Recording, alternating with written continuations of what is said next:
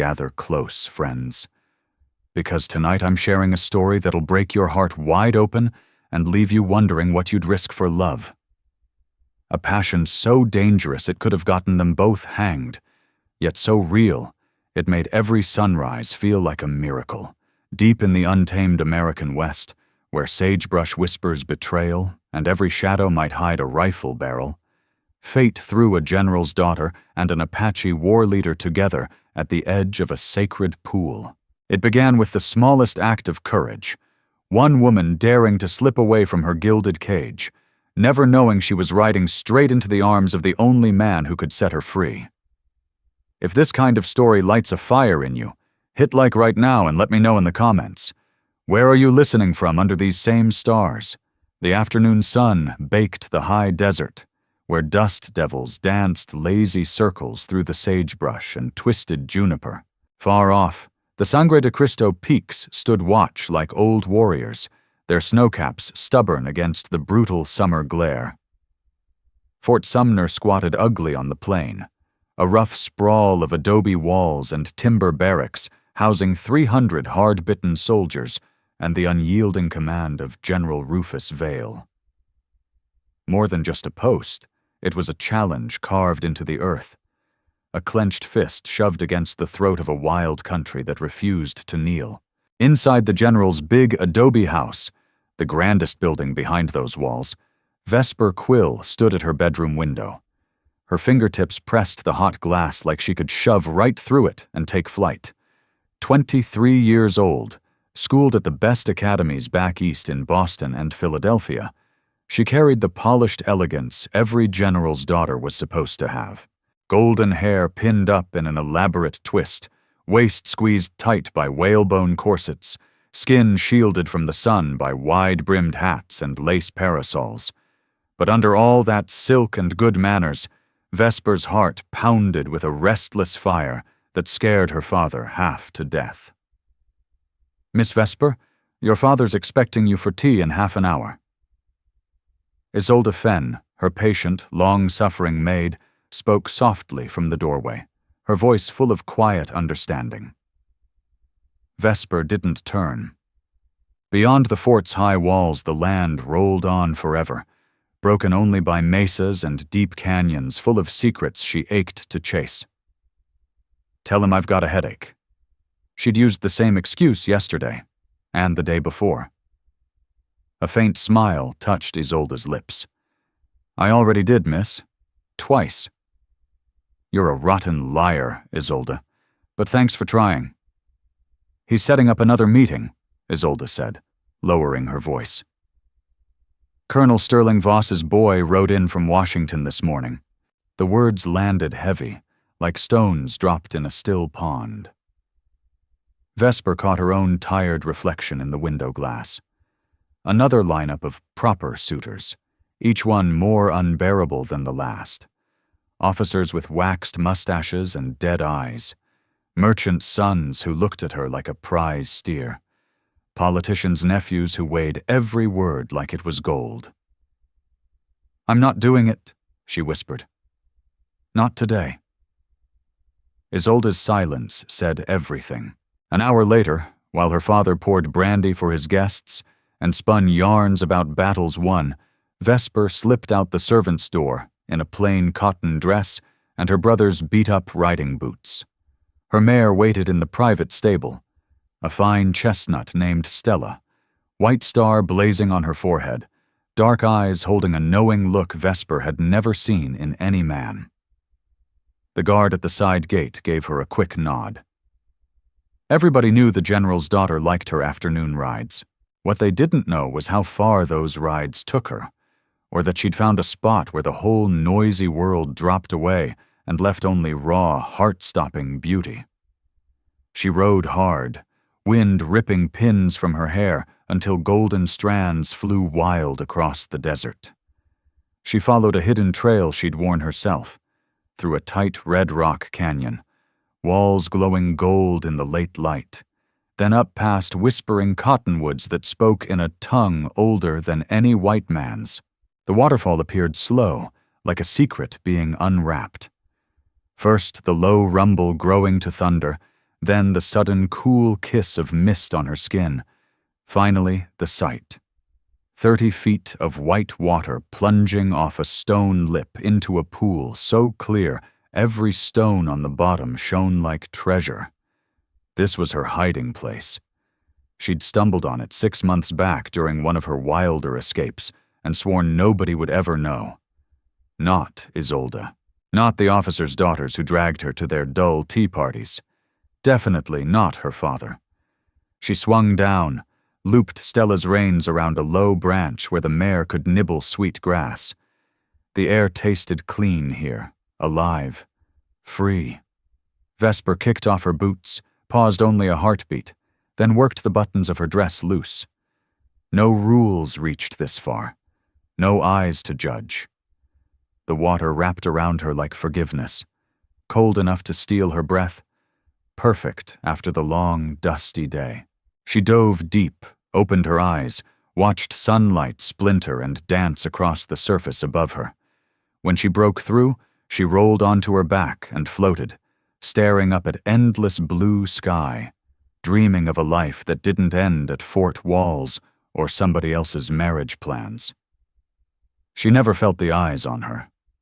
Zephyr Thorne had watched her before.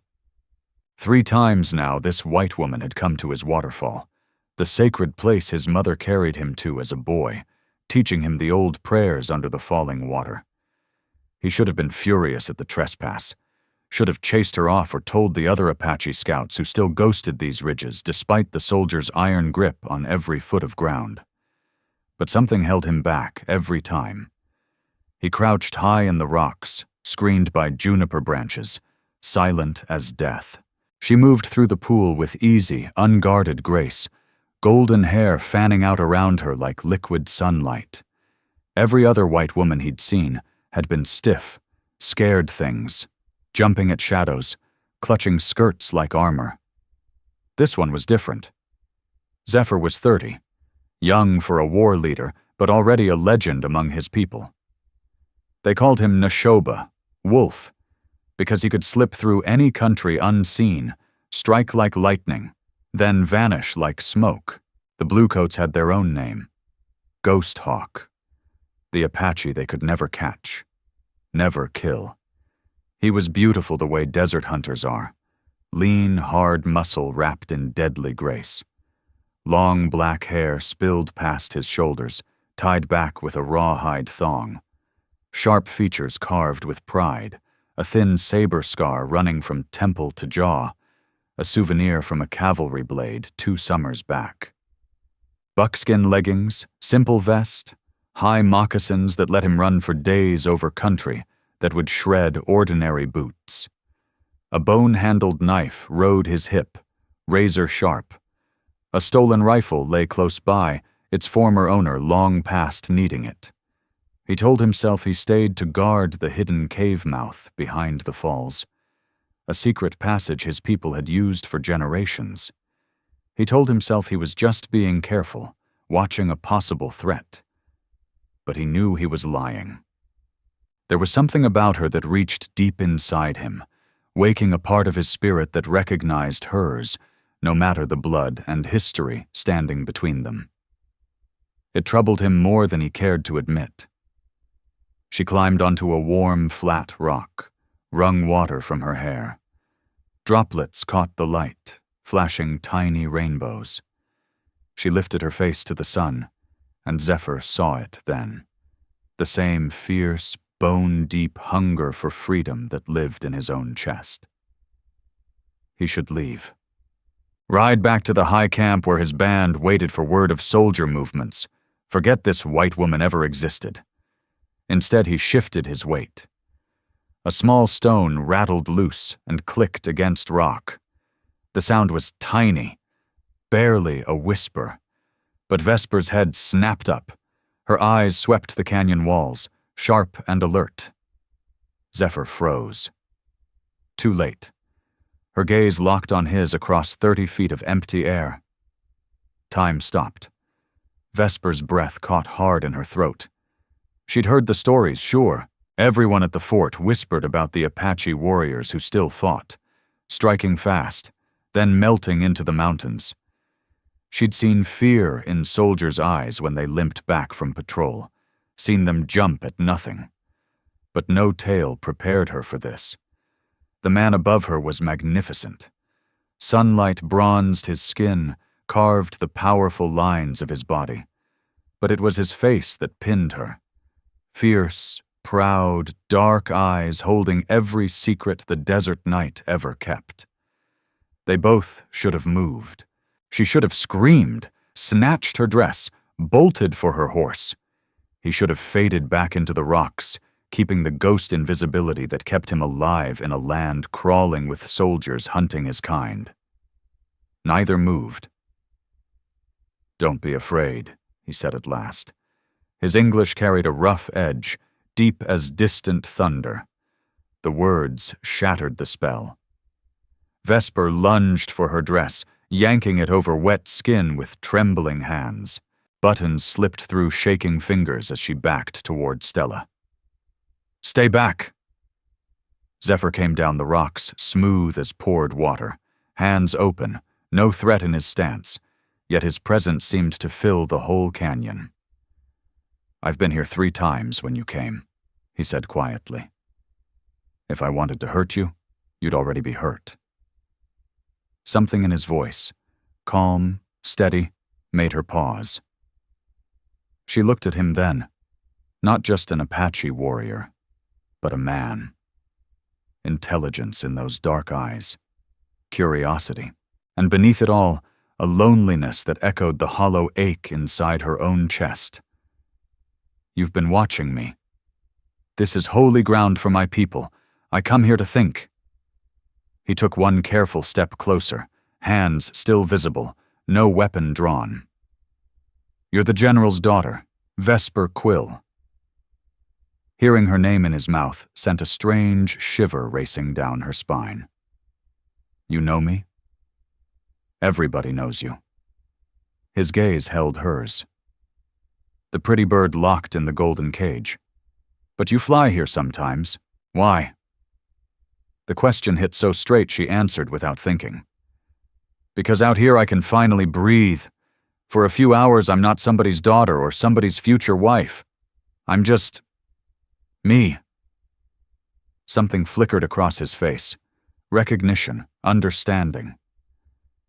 "I know that feeling." "Do you?" Skepticism edged her voice. "You're free. You go where you want. Do what you want." A bitter half-smile touched his lips. "Am I? I'm a war leader. My people depend on me. Every choice I make can mean life or death for someone. I carry hundreds of lives on my shoulders, hundreds of expectations. Sometimes I come here because it's the only place I'm not the warrior. I'm just a man." Silence stretched between them, filled only by the steady roar of the falls. Vesper knew she should go. Every second she stayed raised the danger, for both of them. But her feet wouldn't move. "What do I call you?" she asked finally. "If not the warrior." "Zephyr. It's what my mother called me." He studied her face like he was memorizing it. "I should go." "You should go," she echoed. Meeting us like this, it's dangerous for both of us." "I know." Neither moved. The sun slid lower, painting the canyon walls in warm amber and rose. Shadows stretched long and soft. Zephyr took one more step. Close enough now she could see silver flecks in his dark eyes, smell sage and leather, and something wild that was only him. "Will you come back here?" She knew the smart answer, the safe one, but she was so damn tired of safe. "Yes," she breathed. His hand lifted, hovering near her cheek but not quite touching. "Don't. It's not safe. Forget you saw me." "Will you forget you saw me?" Their eyes locked again. She saw the truth in his face before he spoke it. "No." Then he was moving, climbing back into the rocks with that same fluid grace. In seconds he was gone, swallowed by stone and shadow, leaving Vesper alone by the waterfall with her heart hammering and her whole world suddenly tilted sideways. His features cut sharp and proud, etched with the fierce dignity of a man who'd earned every line. A thin white scar sliced from his left temple down to his jaw, a cavalry saber's parting gift from a raid 2 summers past. He wore plain buckskin leggings and a sleeveless vest, feet wrapped in tall moccasins soft enough to let him run dawn to dusk over ground that would shred any soldier's boots. A bone-handled knife hung low on his hip, its edge keen enough to shave the wind. Nearby lay a rifle lifted from a bluecoat who'd never need it again. Zephyr told himself he lingered only to make sure she didn't stumble on the hidden slit in the rock behind the falls, a passage his people had guarded and used since time out of mind. He told himself caution kept him rooted, watching for danger. But deep down, he knew the truth. Something in her stirred an answering echo inside him, some buried part of his soul that saw its twin in hers, no matter the chasm of blood and history between them. The realization unsettled him more than any enemy ambush ever had. She stepped from the pool onto a sun-warmed slab, wringing water from her long hair. Droplets sparkled in the light, scattering brief prisms. She lifted her face to the sky, and in that unguarded moment, Zephyr saw it. The same raw, aching need for freedom that burned in his own heart every day. He ought to slip away. Ride hard back to the high camp where his band waited on word of troop movements. Wipe this white woman from his mind like dust from a trail. Instead, he shifted. A loose pebble skittered free and clacked against stone. The noise was faint, barely more than a whisper, but Vesper's head jerked up. Her eyes raked the canyon walls, quick and sharp. Zephyr went still. Too late. Her gaze slammed into his across 30 feet of open air. The world froze.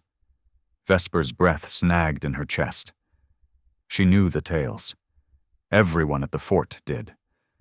Apache fighters who still refused to bend, who hit like lightning and vanished into the ridges. She'd watched soldiers limp back from patrols, eyes haunted, jumping at every shadow. But nothing prepared her for the sight of him. Magnificent. No other word fit. The lowering sun turned his skin to warm copper, carved every hard line of muscle and sinew. Yet it was his face that captured her. Wild, unyielding pride in every angle, those midnight eyes holding secrets deeper than the desert night. They both should have bolted. She should have screamed, snatched her clothes, vaulted onto Stella and ridden like hell. He should have melted back into the rocks, reclaiming the invisibility that had kept him alive while soldiers hunted his kind like wolves. Neither one moved. "Don't be scared," he said at last. His English carried the rough roll of distant thunder, accented but clear. The spell shattered. Vesper dove for her dress, yanking it over dripping skin with shaking fingers. Buttons slipped and fought as she retreated toward Stella.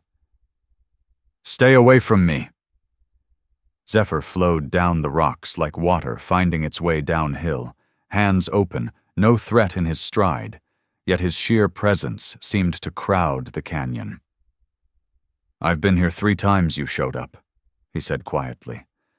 "If I meant you harm, you'd already know it." Something in the calm certainty of his voice made her hesitate. She looked, really looked, not just the Apache warrior the stories painted, but a man, sharp intelligence in his gaze, curiosity flickering there, and underneath, a loneliness that matched the empty ache she carried everywhere. "You've been watching me." "This place is sacred to my people," he answered. "I come here to think." He took one measured step closer, hands still visible, empty, no weapon in sight. "You're General Vale's daughter, Vesper Quill." Her name in his low voice sent an unexpected shiver racing down her spine. You know who I am? Everyone does. His eyes never left hers. The beautiful bird in the gilded cage. But you come here to fly sometimes. Why? The question cut straight through her defenses. She answered raw and honest. Because here I can finally breathe. For a little while I'm not anyone's daughter, not anyone's promised bride. I'm just me. A shift crossed his face. Recognition, deep and real. I know that feeling. Do you? Doubt edged her tone. You're free. You ride where you please, live how you choose. A bitter curve touched his mouth. Free? I'm a war leader. My people lean on me. Every choice I make can save a life or end one. I carry hundreds of them, hundreds of hopes on my back. Sometimes I come here because it's the only place I'm not the leader. I'm just a man. Silence settled heavy between them, broken only by the steady thunder of the falls. Vesper knew she ought to leave. Every heartbeat she stayed raised the stakes. For him, for her, for everything. But her boots stayed planted. What do I call you? She asked at last. If not the warrior. Zephyr. That's what my mother called me. He studied her face, as if committing every detail to memory. I need to go. You need to go, she echoed softly. Us meeting like this, it's dangerous. For both of us. I know. Neither of them moved. The sun dipped lower, washing the canyon in soft gold and rose. Shadows grew long and forgiving. Zephyr edged one step closer. Close enough she caught the scent of sage and sun-warmed leather clinging to him. Close enough to see silver flecks glint in his dark eyes. Will you come back? She knew the answer she should give. The sensible one. But she was bone-tired of sensible. Yes, she whispered. His hand rose, hovering near her cheek without touching. Don't. It's not safe. Forget you ever saw me. Will you forget you saw me? Their eyes held. She saw the answer in his before he spoke. No. Then he turned, climbing back into the rocks with that same liquid grace. In seconds he vanished, gone like smoke, leaving Vesper standing alone by the waterfall, heart pounding, the whole wide world suddenly shifted beneath her feet. I know, she murmured. Neither budged. The sun hung lower now, brushing the canyon walls with warm amber and soft rose. Shadows stretched long, wrapping the world in a hazy, dream-like glow.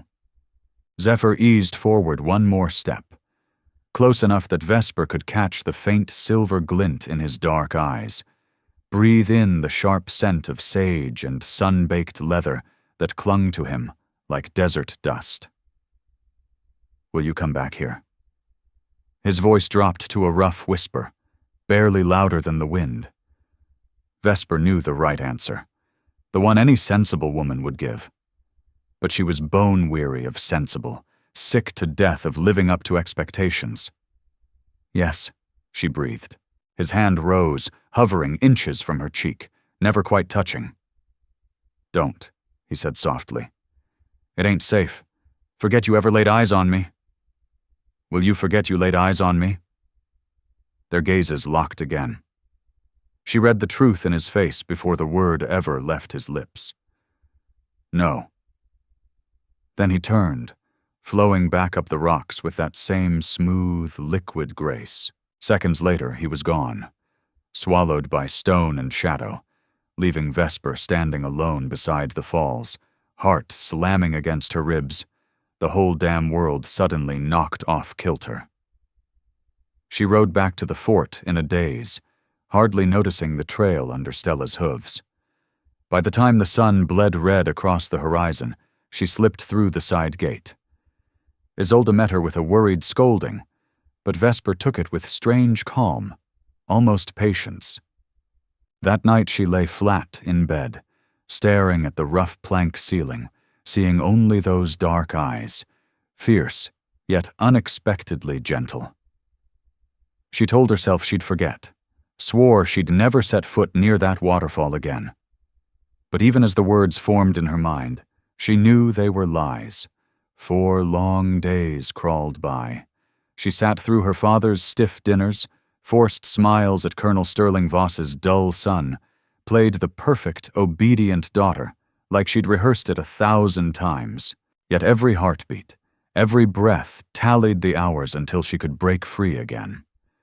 On the 5th day, she slipped away in the early afternoon, murmuring something about needing quiet prayer at the fort's little chapel. Isolde shot her a knowing glance, but kept her mouth shut. The ride out felt endless this time, every mile taut with hope and dread twisting together. What if he wasn't there? What if he was? Her mind raced through a dozen wild possibilities, none of them wise. The canyon mouth opened ahead. She nudged Stella through the tight passage. The roar of falling water swelled, and her pulse hammered in her ears. She scolded herself for being a fool. He probably wouldn't even show. But he was waiting. Zephyr sat easy on a flat rock near the pool's edge, rifle balanced across his knees, shoulders relaxed. He lifted his head as she rode in. Something quick and bright crossed his face. Relief, maybe joy. "You came back," he said simply. Vesper swung down, fingers trembling a little as she tied Stella's reins. "I told you I would." "White folks don't usually keep promises." The old bitterness edged his words. Not to Apache. She winced, but she understood. She'd overheard her father and his officers plenty of times talk of the Indian problem, broken treaties, forced marches to reservations. They called it progress, civilization, the greater good. Standing here staring at Zephyr, those words rang empty as a dry well. "I'm not here for white folks," she said quietly. "I'm just here for me." He watched her a long beat, then tipped his head toward the rock beside him. An invitation. Her heart thudded hard as she crossed the gap and sat, careful to leave a couple feet between them. At first they said nothing, just watched the water tumble and gleam. Late afternoon sun played shifting patterns of gold and shadow across the surface. A real hawk wheeled overhead, its sharp cry bouncing off the canyon walls. "Is that what they named you after?" Vesper asked, pointing. Zephyr nodded. "My mother said one landed on our wickiup the day I was born. Said it meant I'd fly higher than other men, see farther." His voice softened, carrying the weight of memory. "She passed when I was 12. I'm sorry." The words felt small, but she had nothing better. "My mother went when I was 10. Fever took her." They both watched the hawk vanish behind the rimrock. "What was she like?" Zephyr asked. "Your mother?" No one at the fort ever asked. It was like the woman had been scrubbed from memory, replaced by General Vale's single-minded focus on duty and command. The question cracked something open inside Vesper's chest. "She was kind, gentle, used to read me poetry at bedtime, spin stories about her girlhood before she married my father, loved horses, rode better than any man I ever knew." A small smile tugged her lips. "She taught me. Said every woman ought to know how to ride fast if she ever needed to run." Wise woman. "Yeah, I think my father loved her once, but after she died, he turned to stone. Like he decided feelings were a weakness, so he just shut them off." Zephyr went quiet for a stretch. Then, low. "Soldiers killed my father when I was 16.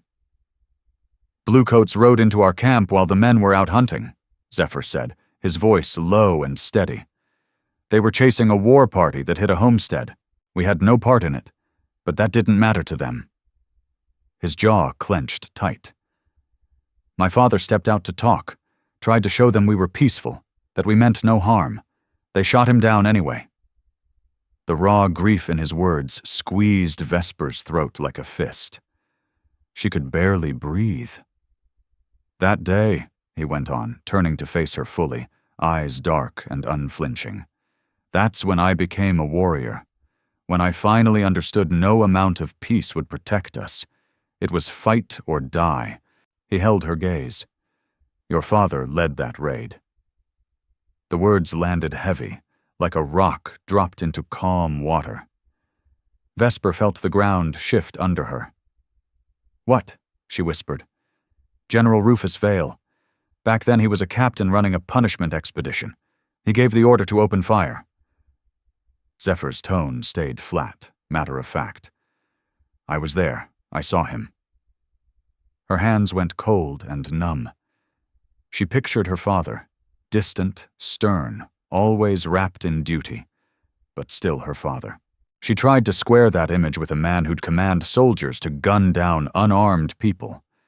Sickeningly, the pieces fit. "Why tell me this?" Her voice came out thin, almost lost in the roar of the falls. "Because you deserve to know the truth about him," Zephyr said quietly. His hand drifted closer, hovering near hers on the rock that separated them. "And because I want honesty between us, even if that's all we can ever have." Vesper stared at their hands, so close, yet divided by inches and by centuries of hate and history. She knew she should pull back. Stand up. Walk away. Never come here again. Instead, she reached out. Her fingers brushed his. The touch sparked like dry lightning. Zephyr turned his hand palm up. Vesper slid hers into it. His skin felt warm, rough from years of hard living. His fingers closed gently around hers, careful despite the strength coiled in them. "This is crazy," he murmured. "I know." Her voice shook. "There's no future here, just hurt waiting down the road." "I know." "Then why?" She lifted her eyes to his. "Because for the first time in my life, I feel alive, really alive. When I'm here with you, the future doesn't scare me. I'm not caged. I'm just here. Right now. Real." His thumb moved in slow, soothing circles across the back of her hand. "I swore I wouldn't come back. Told myself you're the general's daughter, the enemy, everything that's forbidden." His dark eyes searched hers. "But I couldn't stay away." The sun sank lower. Shadows grew longer, softer. Soon she'd have to ride back to the fort, back to starched manners and empty talk. But not yet. For this stolen hour, she was exactly where she belonged. "Tell me about your world," she said. "The high mountains, the old ways, everything." And he did. Zephyr spoke of growing up in the high country, learning to read sign, to hunt, to listen to the land. He told her about the elders' stories around night fires, about winters when snow fell quiet as whispered prayers, about spring when wildflowers blanketed whole valleys in purple and gold. Vesper listened, spellbound. She asked questions. He answered with a patience that surprised even him.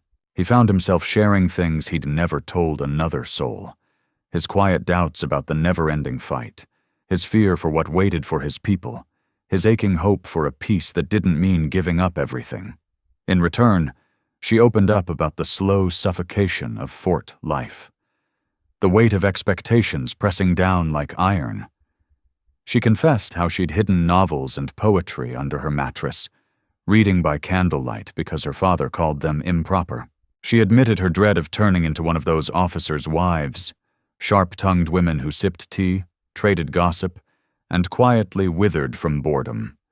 The sun kissed the canyon rim, but they kept talking. Vesper knew she was late, knew there'd be hell to pay when she got back. She couldn't make herself care. At last, as the light bled away, Zephyr stood. "You need to ride. It'll be dark soon." She rose slowly, her hand sliding free of his. The sudden emptiness hurt like a fresh cut. "When will I see you again?" "You shouldn't." His voice was firm, but his eyes told another story. "This is already too dangerous." "But will you be here, if I come back?" He studied her a long moment. She watched the battle play out behind his gaze, duty against longing, caution against the reckless pull between them. "Yes," he said finally, voice rough. "God help me, yes." Vesper smiled, real and bright, the first true one in weeks. She swung up into the saddle, looking down at him. 3 days. I'll be back in 3 days. Zephyr nodded, already fading into the shadows. "Be careful, Vesper Quill." "You too, Zephyr."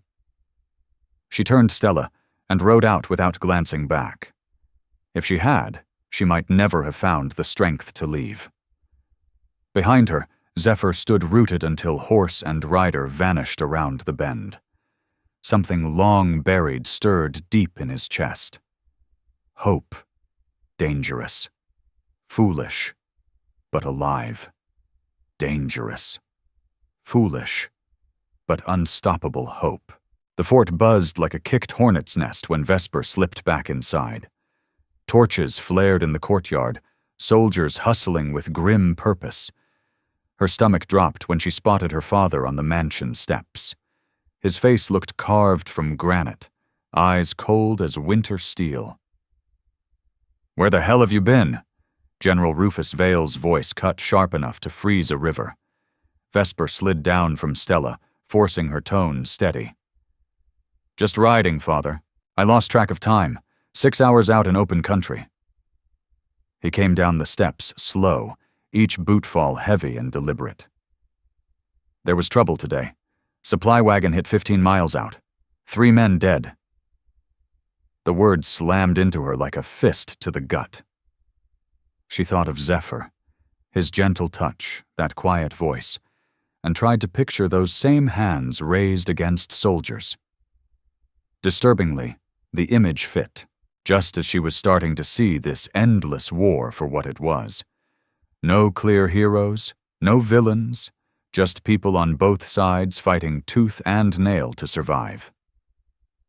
"I was safe, Father. I kept well off the roads. You won't set foot outside these walls again without armed escort." His tone left no room for debate. "You hear me, Vesper? Not for any reason." For once she didn't argue. She dipped her head in meek surrender, then hurried inside to her room. Only when the door clicked shut did the shaking start. 3 men dead. Maybe they had wives waiting, kids back east. Or maybe they were hard men like her father. Men who'd done brutal things and called it duty. She couldn't decide which hurt worse. Isolde brought supper on a tray, her eyes sharp with worry. "Your father's got guards on every gate now. No more sneaking out, miss. Not for a good long while." "I know." Isolde hesitated, then perched on the bed's edge. "Whatever you're up to out there, whatever you found, it's gotta stop. I've seen that look on other girls, ones who fell hard for the wrong kind of man. It never ends pretty." Vesper opened her mouth to deny it, to insist it wasn't like that. But the words stuck. Deep down she was terrified Isolde might be right. The next 3 days dragged like chains. She smiled through her father's dinners, sat polite at the commander's table, endured a mind-numbing chat with Colonel Sterling Voss's son, who thought droning on about troop movements counted as romance. All the while, her mind stayed fixed on the waterfall, on Zephyr waiting there, wondering if she'd broken her word. The thought tormented her. Him perched on that rock, eyes on the trail, slowly accepting she wasn't coming. By the 4th morning, she'd made up her mind. She'd find a way, no matter what. Her chance came that afternoon when her father got called away to handle some trouble in the barracks. The side gate guard was young, barely 20, with soft eyes and a habit of flushing red when she spoke to him.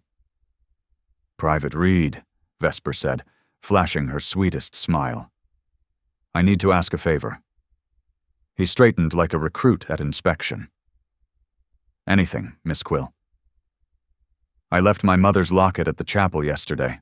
It's the only thing I have of hers. Means the world to me. Her voice cracked just enough. But Father won't let me leave without escort, and he'd only say it can wait. Sympathy softened the boy's face. Chapel's right outside the walls, miss. I can run fetch it for you. Oh, would you? That's so kind. She described the locket she'd planted there weeks earlier, knowing a day like this might come. Under the third pew, front left. The second Private Reed disappeared around the corner.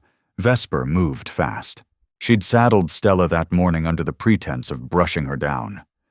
Now she led the mare straight through the gate, pulse roaring in her ears. 30 minutes. That's all she had before he realized the trick. It would have to be enough. She rode like the devil himself was chasing, harder than ever, pushing Stella to the edge. Lungs burned, hands cramped on the reins. But she didn't slow until the canyon mouth appeared. She plunged through without checking speed. The roar of the falls filled her ears. Her heart hammered louder. And there he was. Zephyr stood waiting as she rode up, his face flashing relief, then sharp concern. Vesper. She half fell from the saddle, legs wobbling from the brutal pace. He caught her instantly, strong hands steady on her arms. What happened? You hurt? No, I'm sorry I'm late. Father posted guards everywhere. I had to.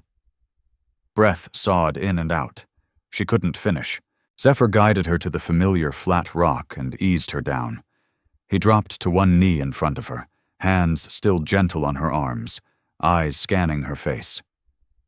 You shouldn't have come. Not if it meant risking yourself like this. I promised, Vesper said, her breathing finally easing. I couldn't stand the thought of you believing I'd gone back on my word. A change came over Zephyr's face. Something soft, warm, that smoothed the hard edges and lit his eyes in a way she'd never seen. You risked everything just to keep a promise to me? Yes. His hands slid down her arms until he held hers, grip steady yet careful. Vesper, this has to end. We both know it does. Every time we meet, we're gambling with our lives. Your father would put a bullet in me the second he saw me. My people would brand me a traitor. And for what? A handful of stolen minutes by a waterfall? Don't say that. Her voice came out fierce, edged with desperation. These aren't just minutes, Zephyr. This is the only place I feel real. The only time I'm not acting a part or hiding behind a mask. And when we get caught? Because we will. Eventually. He shook his head, but he didn't let go of her hands. You don't know what they'd do to you. The shame, the scandal. Your father would lock you away, marry you off to the first man who'd have you. And you? His jaw clenched tight. They'd make an example out of me. Public hanging, most likely. A message to any other Apache foolish enough to trust a white person. The pictures his words painted twisted in her gut, but she didn't pull away. Then tell me to stop coming. Say you don't want to see me anymore. Make me believe it. I can't. The words tore out of him like they hurt. I've tried. For days I've told myself to stay away, to wipe you from my mind. But I can't. They sat in heavy silence, the falls thundering behind them like a warning. Both knew they teetered on the brink of something that would change everything forever. Tell me about the attack, Vesper said at last. The supply wagon. Were you part of it? Zephyr's eyes hardened just a fraction. No, that was Nimbus's band up north. Younger men, angrier. They've given up on holding back. Did you? She forced the question past her lips. Have you ever killed soldiers? Yes. No hesitation, no flinch. In battle, when they crossed into our land or came after our camps, never anyone unarmed, never anyone who wasn't hunting us first. My father has killed your people, unarmed people. Yes. The single word hung between them, thick with decades of blood and broken promises. Yet somehow, with their fingers laced together, Vesper could hold both truths at once. She could see Zephyr as the warrior his people needed, and as the man who'd shown her nothing but gentleness. She could see her father as the parent she loved, and as the man who'd ordered death. There has to be another way, she whispered, a path that doesn't end in more graves. If there is, I haven't found it. His thumb moved in slow, absent patterns across her palm. But I want to. For the first time in years, I want to believe there could be something besides this endless war. The sun dipped toward the horizon. Vesper knew her time was slipping away, but she couldn't make herself leave. Not yet. Tell me something, she said. Something true. Something you've never told another soul. Zephyr considered her for a long moment. His dark eyes turned thoughtful. When he spoke, his voice was so low she had to lean in to catch it. I'm tired. Tired of the fight. Tired of watching my people bleed out. Tired of waking up every morning wondering if this sunrise is my last. I'm 30 years old, and I feel 100. Sometimes I dream of a different life. One where I wake up in the same spot every day, where the biggest worry is whether we've got enough wood to last the winter. His words sliced straight through her heart. She squeezed his hands tight. I dream of that too. A little house somewhere with windows I can throw wide open. A garden. Books on the shelves. Peace. Then we're both dreamers. A faint, wry smile touched his mouth. Foolish ones. Maybe. Vesper managed a small smile of her own. But maybe dreaming is the bravest thing we can do right now. Zephyr lifted one hand to her face. His fingers traced the curve of her jaw with the lightest touch, reverent and slow. You're like no one I've ever known, Vesper Quill. Not white, not Apache, not man or woman. Just you, one of a kind. The contact sent shivers racing down her spine. She turned her cheek into his palm, eyes drifting closed for a heartbeat. So are you. When she opened her eyes again, his face was closer, close enough to count the silver flecks in those deep, dark irises. She could count the individual lashes framing those dark eyes. His breath brushed warm against her lips. We shouldn't, Zephyr murmured, even as his other hand rose to cup her face. I know. Her voice trembled. This will only make everything hurt worse. I know. But neither backed away. The moment pulled taut, tight as a drawn bowstring. Then, neither could say who moved first. Their lips met. The kiss started soft, hesitant. Both fully aware they were stepping across a line that could never be uncrossed. But then Zephyr's fingers threaded into her hair, tightening with need, and Vesper's arms wrapped around his neck. Gentleness burned away into something fiercer, hungrier, more desperate. This wasn't mere attraction, not rebellion, not escape. This was recognition. Two souls staring into a mirror they'd never expected to find in such a forbidden place. When they finally broke apart, both were gasping for air. Zephyr pressed his forehead to hers, eyes squeezed shut. This changes everything. Yes. I don't know how to keep you safe. Don't know how to make any of this right. Vesper eased back just enough to meet his gaze. Then don't try. Don't plan. Don't protect. Don't fix. Just stay here with me. For as long as we've got. Zephyr searched her face. She watched the surrender happen, the war leader yielding to the lonely man underneath, the one who'd been alone too long and ached to believe in something good again. I need to tell you something, he said at last, and you need to really hear it. Vesper nodded, heart kicking hard again. My people are planning something big. A last stand. Bands are gathering up in the high country. Apache from different groups, united like we haven't been in years. They're talking about hitting the forts hard, including yours." The words struck her like a bucket of ice water. "When?" "Don't know exactly. Weeks, maybe a month. Councils are still arguing." His hands clamped onto her shoulders. "I'm telling you because I need you ready. Need you to have a way out if it all goes to hell." "You're part of it?" she asked, already knowing. "The planning. I'm a war leader. They count on me." His voice dropped heavy. "But my heart's not in it anymore. Not since—" He stopped. His eyes finished the sentence. "Not since you." The weight of impossible choices crushed down on Vesper.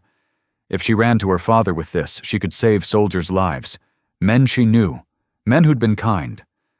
But she'd be signing Zephyr's death warrant, and his people's too. If she kept silent, men at the fort might die. Good men. There was no clean answer. No path that wouldn't leave her soul stained. "Don't tell your father," Zephyr said, reading her face like an open book. "I shouldn't have said a word. I just needed you to be prepared." "How can I not tell him?" Her voice cracked. "People will die. People are already dying, have been for decades." Bitterness laced his words. "This war didn't start with one fight. Won't end with one either. Your father's soldiers have killed dozens of my people, women, children, old ones. You think our attacks come out of nowhere? We're fighting to survive." Vesper wanted to argue, to defend her father and his men. But she couldn't. Deep down, she knew Zephyr was right. This wasn't a story of heroes and villains, just people clawing to hold on. "I won't tell him," she said finally, "but you have to promise me something. Anything. When it happens, stay away from my father. Don't lead the charge on Fort Sumner." She gripped his arms hard. "Please, Zephyr, I can't lose you, and I can't stand by while you kill him, or watch him kill you." Zephyr's jaw locked tight. After a long beat, he gave a single nod. "I'll talk to the other leaders. Try to steer them somewhere else." It wasn't enough. Could never be enough. But it was all they had. The sun kissed the canyon rim now, bathing everything in deep crimson and molten gold. Vesper knew she'd stayed far too long. Consequences waited back at the fort. But she couldn't force herself to move. "I have to go," she said reluctantly. "I know." But instead of stepping back, Zephyr pulled her in tighter. His arms wrapped strong around her, holding her like she might vanish if he let go. Vesper pressed her face into his shoulder, drawing in the sharp scent of sage, worn leather, and that wild, earthy note that was purely him. She felt his lips brush her hair, felt the faint tremor ripple through his powerful frame. "Be careful," he whispered against her temple. "Be damn careful, my beautiful dreamer." "You too." She eased back just enough to kiss him again, this time slow, deep, deliberate. She tried to memorize every detail. The taste of him, the rough slide of his fingers through her hair, the steady beat of his heart against hers. When they finally parted, the last sliver of daylight bled from the sky. Vesper forced her legs to move. She stood, swung up into the saddle, turned Stella toward the fort. At the canyon mouth, she glanced back. Zephyr stood by the falls. He lifted one hand in quiet farewell.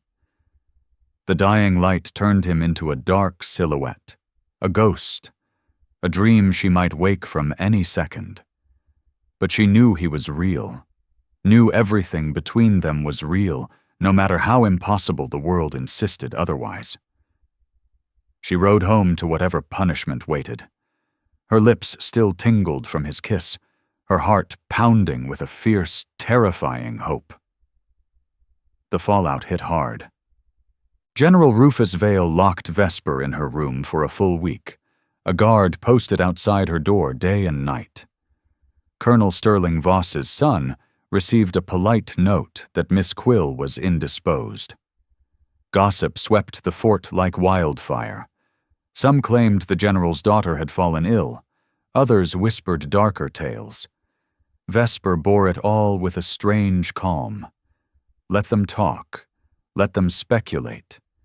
She carried a secret that burned warm in her chest, a flame that kept her steady even in confinement. She'd found something worth any fight, someone worth every risk, and she'd go down swinging before she gave it up.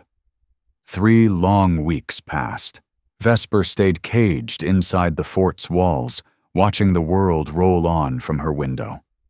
Spring melted into early summer, and the desert answered with defiance. Wildflowers splashing color across the harsh land in sudden, vivid bursts. She wondered if Zephyr still visited the waterfall, if he waited there, or if he'd finally given up on her return. The uncertainty gnawed worse than her father's lectures or the pitying glances from the officers' wives. Isolde became her only window to the outside. The maid brought trays of food and, more importantly, news, carefully gathered, carefully shared. "More patrols heading out," Isolde said one afternoon, setting down the tea tray. "Your father's convinced an attack's coming. He's tripled the guards, called in extra men from Fort Stanton." Vesper's hands froze on the book she'd been pretending to read. "What kind of attack?" "Coordinated, they're saying. Multiple Apache bands pulling together." Isolde's voice dropped to a hush. "There's talk of a traitor, someone feeding word to the savages." The word stung like a slap. Savages. As if Zephyr and his people were less than human. As if generations of taking land gave the soldiers the right to label the first people here monsters. "Don't call them that," Vesper said quietly. Isolde's brows lifted. "Miss Vesper, they're people. People fighting for their homes." Vesper met her maid's eyes squarely. "Have you ever stopped to think maybe we're the invaders? Maybe we're the ones in the wrong?" The older woman's face drained of color. "You can't talk like that. If anyone hears, I know, I'm sorry." Vesper rubbed her temples, weariness crashing over her. "I'm just losing my mind in here." But Isolde studied her with sharper eyes now, understanding dawning. "It ain't madness talking. It's something else. Someone else." Vesper's silence answered for her. "Oh, child." Isolde sank onto the bed's edge. "What have you done?" The story spilled out. Everything. The waterfall, the secret meetings, Zephyr himself. Vesper didn't describe him as the terrifying warrior of fort legends. She spoke of the man who'd shared his dreams with her, who'd kissed her with a tenderness that turned every lesson she'd been taught about savages to dust. Isolde listened without a word, her face growing graver with each sentence. When Vesper finally ran dry, the maid sat quiet for a long stretch. "You love him," Isolde said at last. It wasn't a question. "Yes." The word felt like relief and ruin all at once. "I know it's impossible. I know there's no future. But Martha, when I'm with him, I finally understand what living really means. Everything else is just going through the motions. And him? Does he feel it too?" Vesper thought of Zephyr's face in that last goodbye kiss, the way his voice cracked when he called her his beautiful dreamer. "Yes, I think so. Maybe." Isolde fell silent again, her worn hands folded in her lap. "I was in love once," Isolde said quietly, "with a man my father swore wasn't good enough, a stable hand of all things. My father was a judge, wealthy, respected, powerful. He forbade us to see each other." "What happened?" Vesper asked, voice soft. "I married the man he picked, a lawyer, very proper, very suitable. We had 30 good years together before he passed. He was kind, steady, a good man." Isolde's gaze drifted far off, lost in memory. "But I never loved him. Not the way I loved Thomas." She paused, eyes misty. Sometimes I still wonder what my life might have been if I'd had the courage to follow my heart." "Are you telling me I should?" Vesper whispered. "I'm not telling you anything, child. This choice is yours alone." Isolde smoothed her skirts and stood. "But I will say this. Love, like what you're feeling, doesn't come along often. Most folks live their whole lives without ever tasting it." "Whatever you decide," she added, "I won't betray you. But be careful. Your father's men are wound tight right now, if they catch you slipping out again." She didn't finish. They both knew the price would be steep. That evening, Vesper stood at her window, watching the sunset streak the sky in fiery orange and deep purple. Somewhere out beyond those walls, Zephyr was looking at the same sky. She pressed her palm to the cool glass, wishing she could send her thoughts flying across the miles. "I'm still here. I haven't forgotten. I'm trying to find my way back to you." Her chance came from an unexpected corner. Colonel Sterling Voss's son, Nathaniel, she'd learned his name was, proved sharper than she'd given him credit for. 2 weeks into her confinement, he requested a private word with General Rufus Vale. Vesper happened to be passing the office door when his voice carried clearly through. "Sir, with respect, keeping Miss Quill locked away is only stoking the gossip mill," Nathaniel said. "Let me take her on a supervised ride. We'll stay close. Full escort, 4 good men. It'll quiet the talk and show everything's normal." Vesper flattened herself against the wall, breath held tight. "It's too dangerous," her father started. "We'll keep to the North Road, just 3 miles out. Beautiful mountain view, perfect for a picnic, and in plain sight from the walls." Nathaniel's tone stayed earnest. "Your daughter needs fresh air, sir, and, with respect, if you're hoping for a match between us, I need a proper chance to court her." Silence stretched. Vesper could picture her father's face, calculating, weighing risk against appearances. "Very well," he said at last, "but 6 soldiers, not 4, and back before sundown." Vesper's heart leaped. A supervised ride was far from the freedom she craved, but it was a crack in the prison door. Next morning she dressed carefully in her riding habit, mind already racing through possibilities. The northern trail Nathaniel mentioned passed within a mile of the canyon mouth. If she could steal even 15 minutes. But when she stepped into the courtyard, hope dimmed. 6 soldiers waited, hardened veterans, eyes constantly sweeping the horizon. Nathaniel stood beside his mount, looking genuinely pleased to see her. "Miss Quill," he greeted with a polite bow. "You look lovely this morning." "Thank you, Mr. Voss." She forced a smile. She couldn't fault his kindness. He'd won her this small freedom after all. Good to be outside again. They rode at an easy trot, soldiers fanning out in a loose ring around them. Nathaniel surprised her with good conversation. Well-read, educated, with a dry wit that coaxed a few real smiles from her despite her wandering thoughts. "I've heard your father's worries about you," he said as they climbed a gentle rise. "Thinks you're too headstrong for your own good." Vesper stiffened. "He told you that?" "Not in so many words, but I understand his concern. This is rough country, Miss Quill. A woman alone, especially a beautiful one, is vulnerable. I can take care of myself." "I don't doubt it." Nathaniel smiled. "But independence and safety don't always ride well together out here."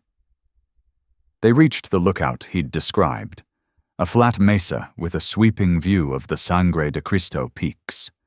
The mountains rose massive against the sky, snow still clinging to the summits despite the summer heat. While the soldiers spread out a simple picnic and kept watch, Nathaniel helped her down. "Beautiful, isn't it?" "Yes."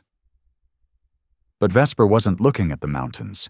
Her eyes scanned the land below, searching for the canyon entrance, a dark shadow in the earth most folks would never notice.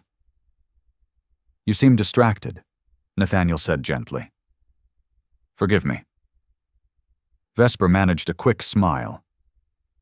"I'm just thankful to be out in the open air again." They spread a blanket on the flat rock.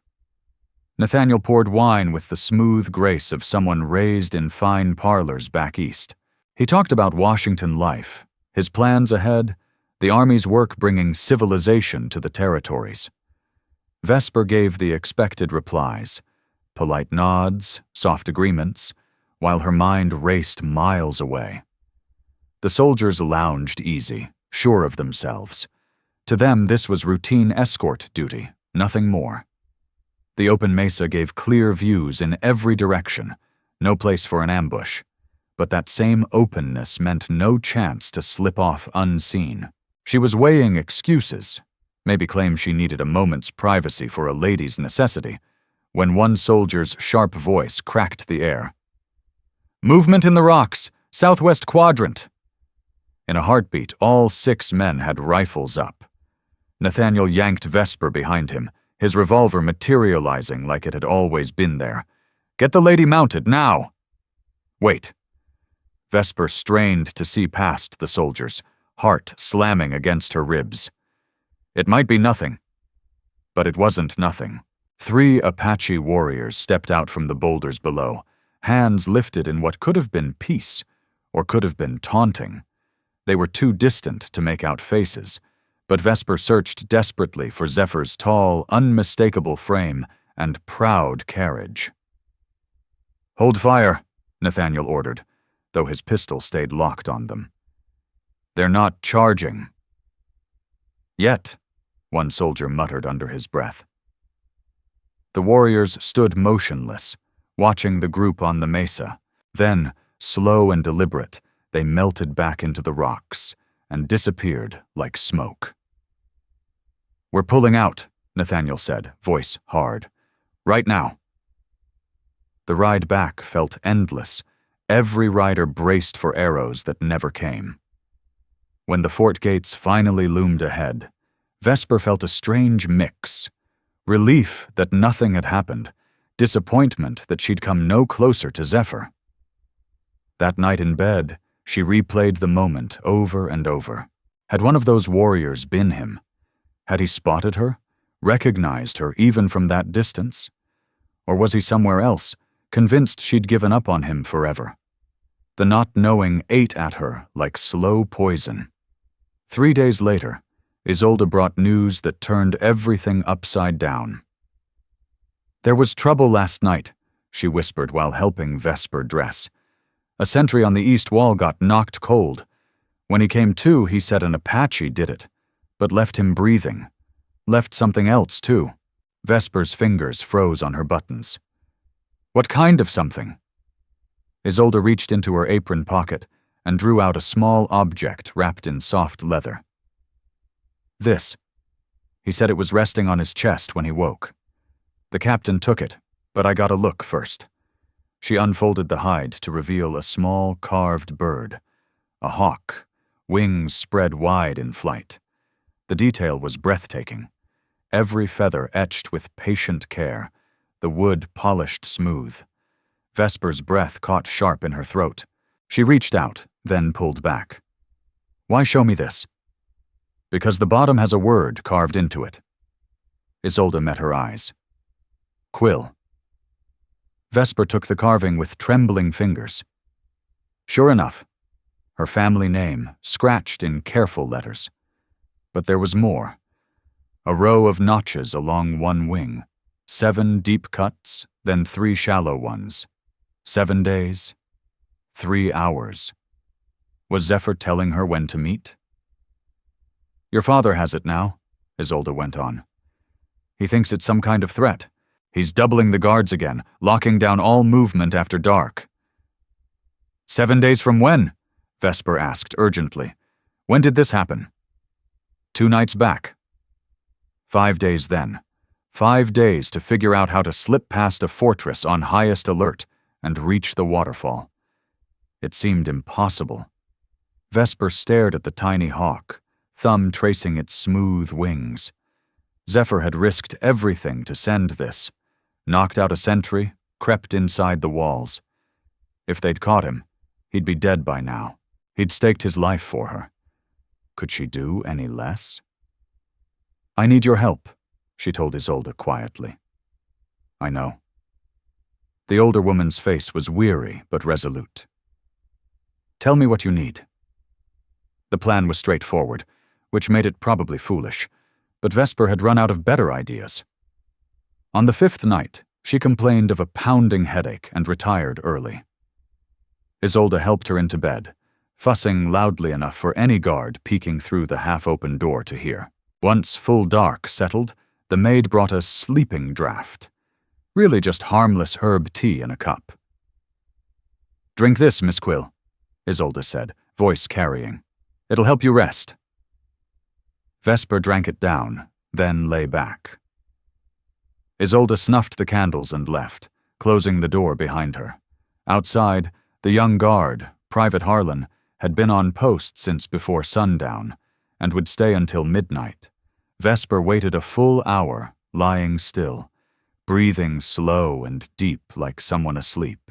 Then, moving with agonizing care, she rose and dressed.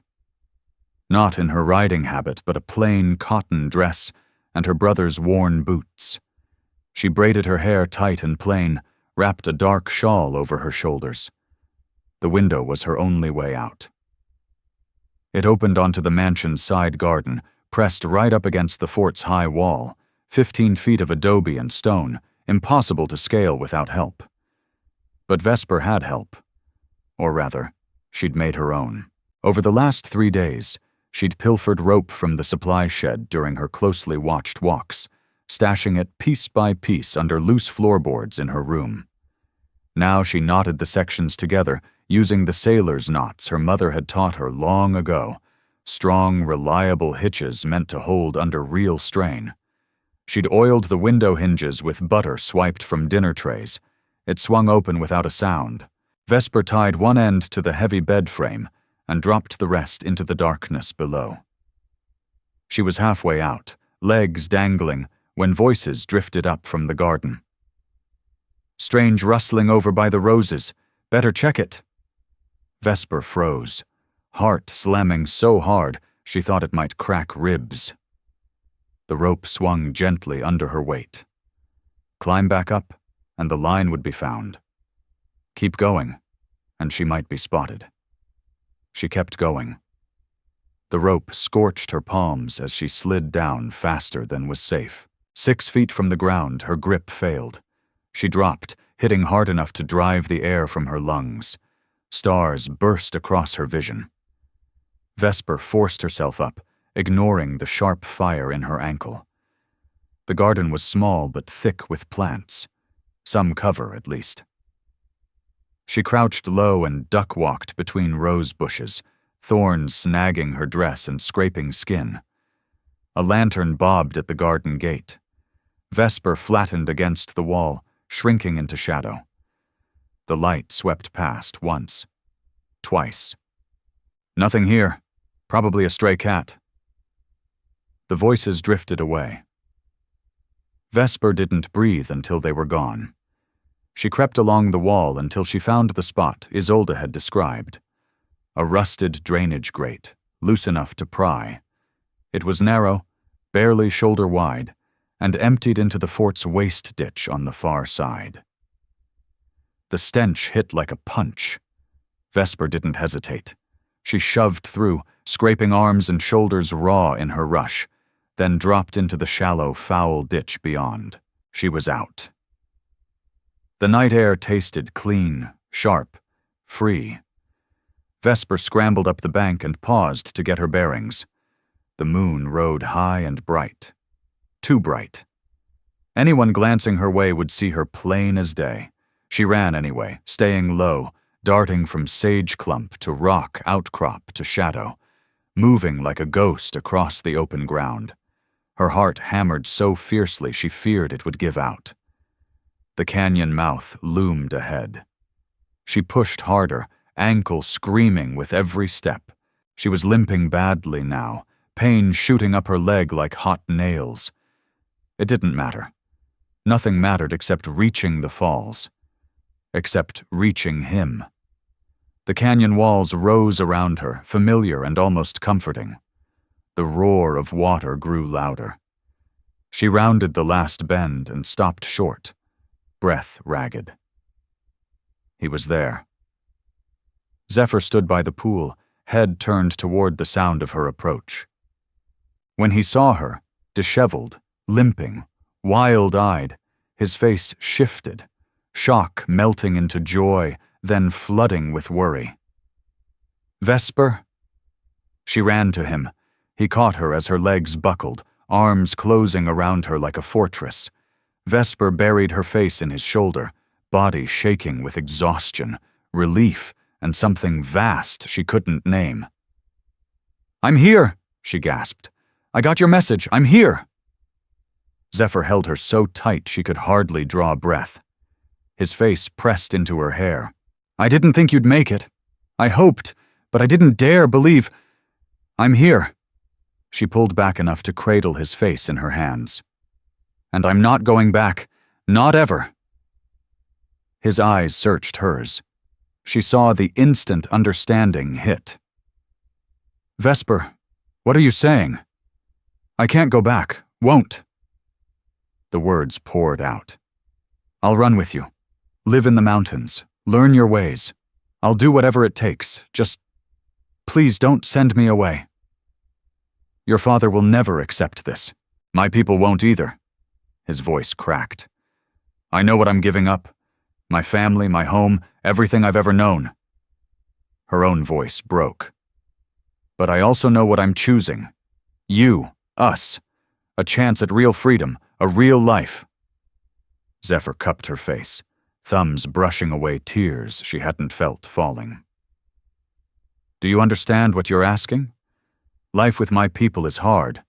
We're always moving, always hunted. No luxury, no safety, no promise of tomorrow." "I don't need luxury. I need you," Vesper said, voice steady despite the storm inside her. "You'll be branded a traitor by your own people. They'll hunt you the same way they hunt us." "I know." Zephyr's eyes never left hers. "Once we cross this line, there's no turning back, no second thoughts."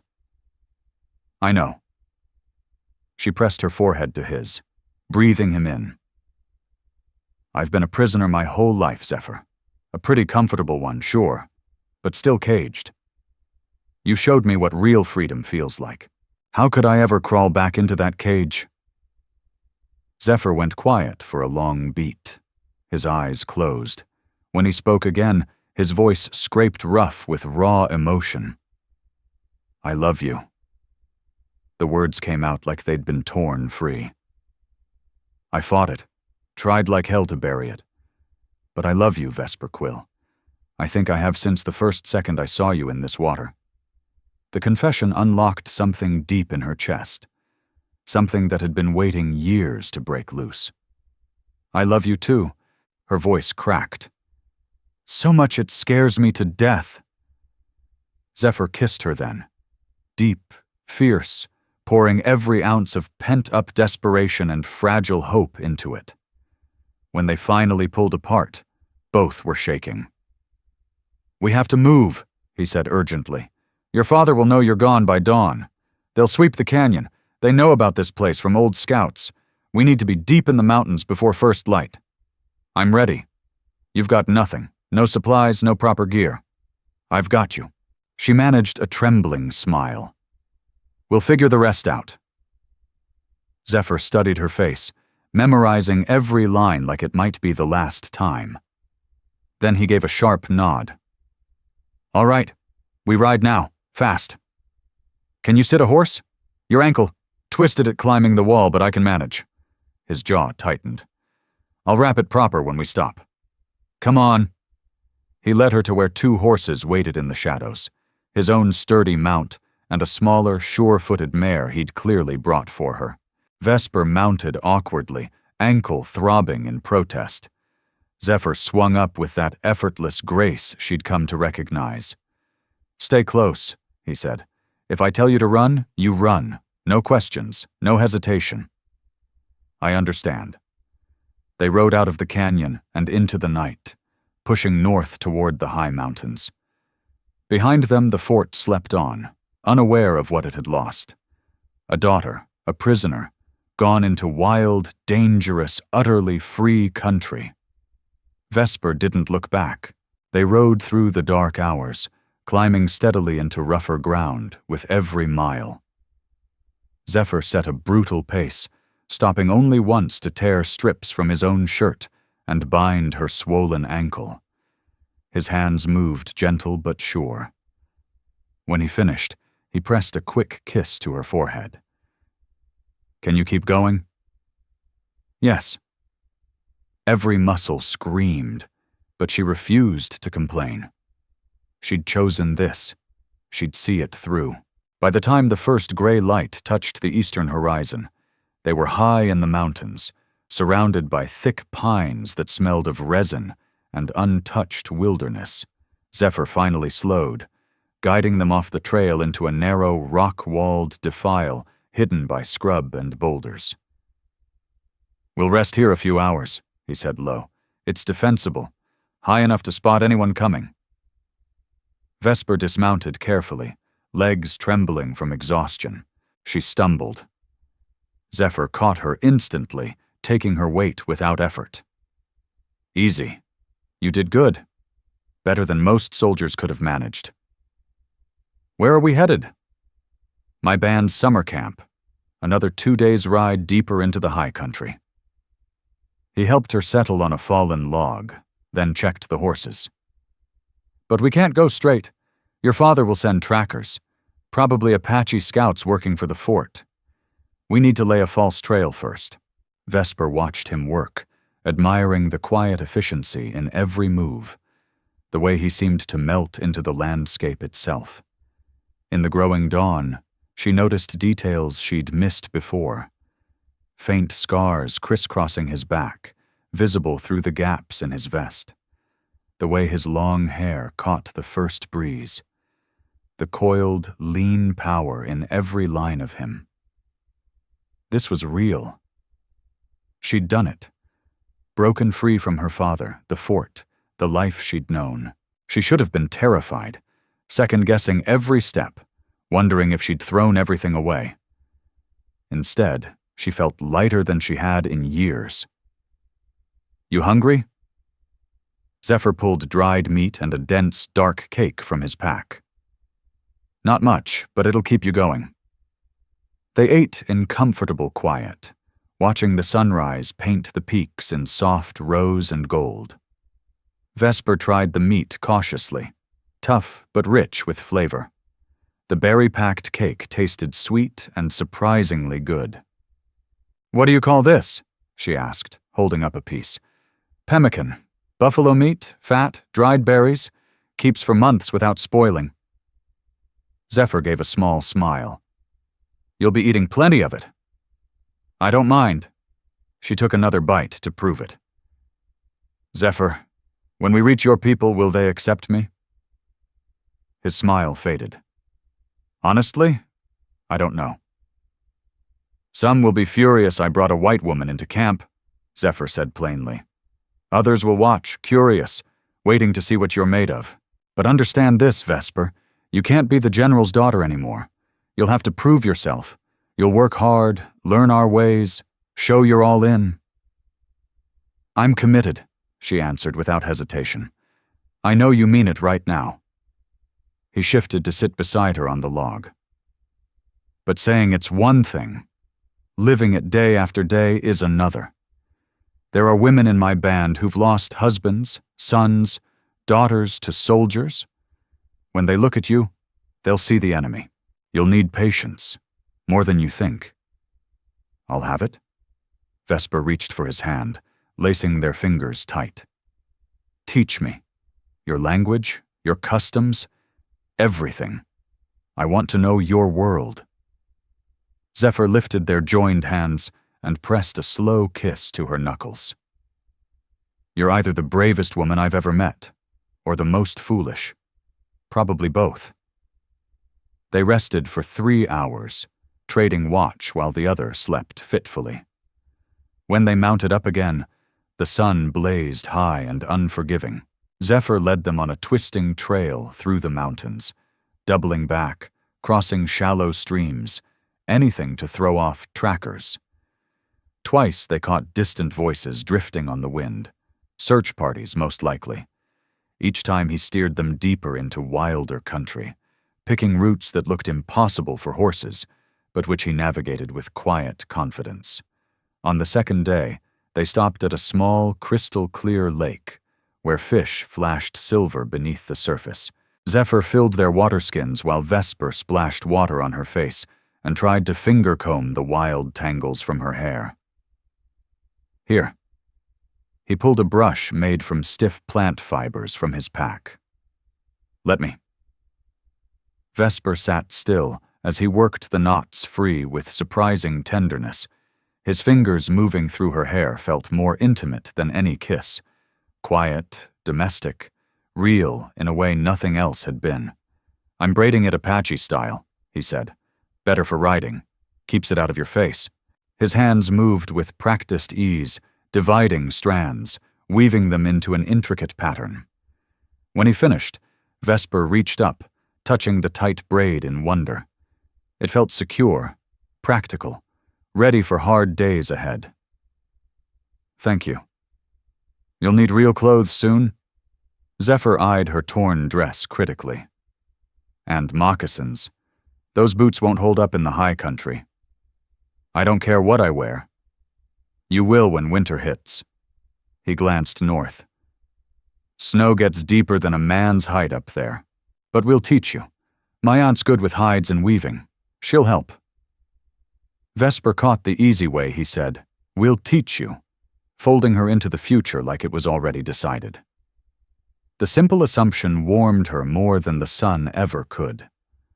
They rode on as daylight faded. The country grew wilder. Towering cliffs, deep shadowed canyons, forests so dense the sun barely reached the ground.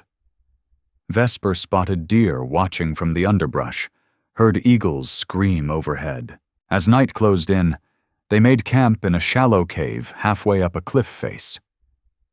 Zephyr built a small fire in the back, where smoke would drift out unseen, then cooked simple cornmeal cakes on flat stones.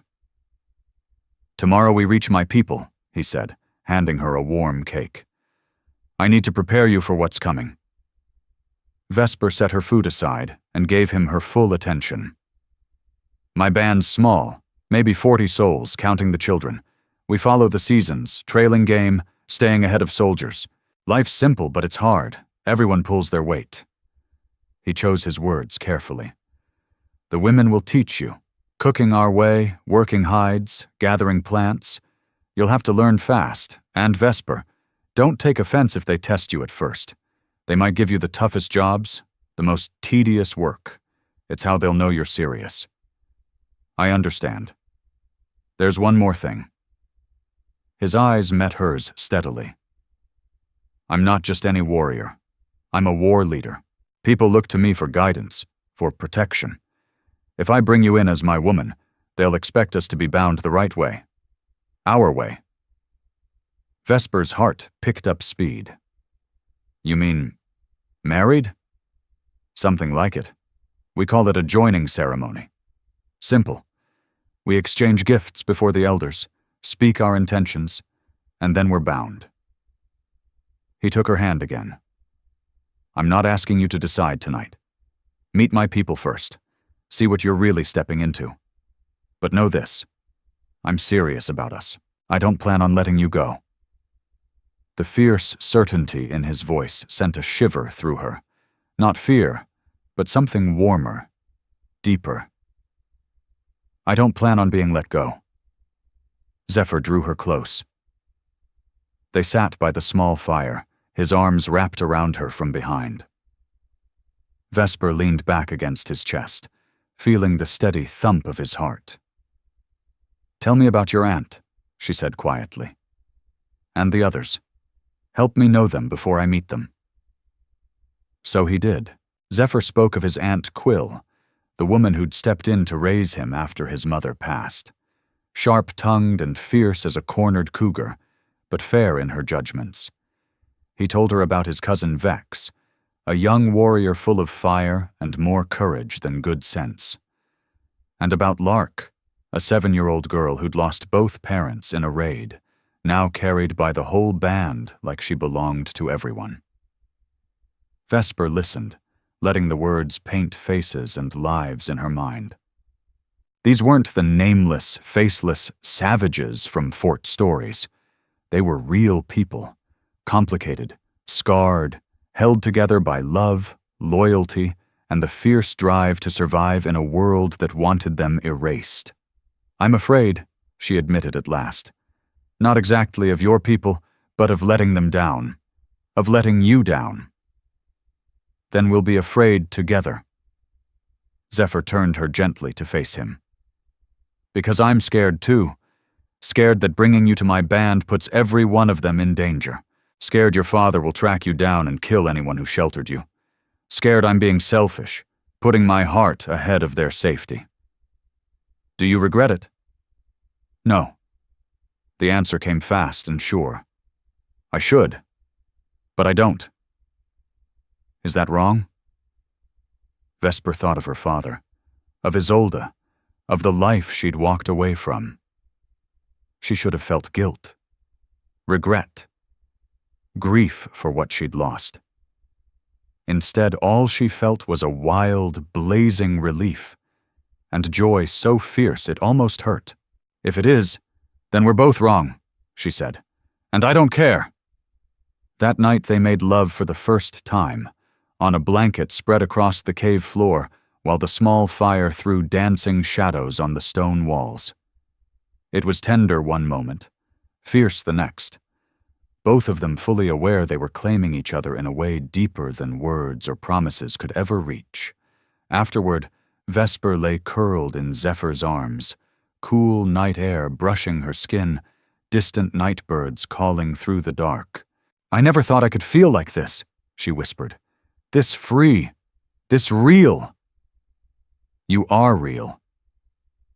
His hand traced lazy patterns across her shoulder. "The most real thing I've ever known." They fell asleep, tangled together.